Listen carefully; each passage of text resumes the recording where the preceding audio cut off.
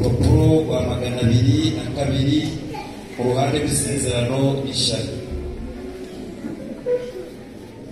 Abakolosayi igice cya mbere turasoma dore ku murongo wa 9, urupapuro rwa 202 ku ruhande rw'isezerano rishya. Baboneka dusomye. Pawulo ashimira Imana kwizera n'urukundo by'abakolosayi.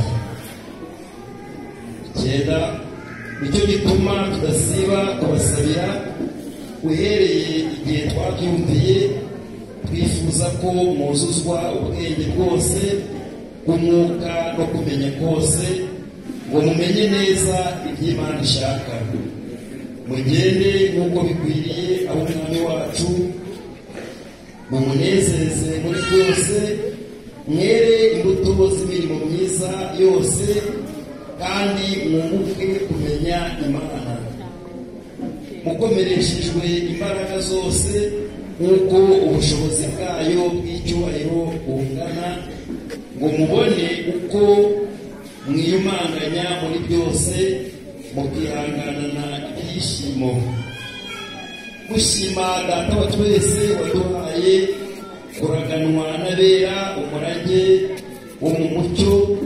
Niwe wadukijije ubutware bw'umwijima, akadukuramo akatujana mu bwami bw'umwana we akunda. Niwe waducunguje amaraso ye ngo tubone kubabarirwa ibyaha byacu. Igice cya 2 dusomera aho kigarukiye, kandi nakire neza ijambo ry'Imana.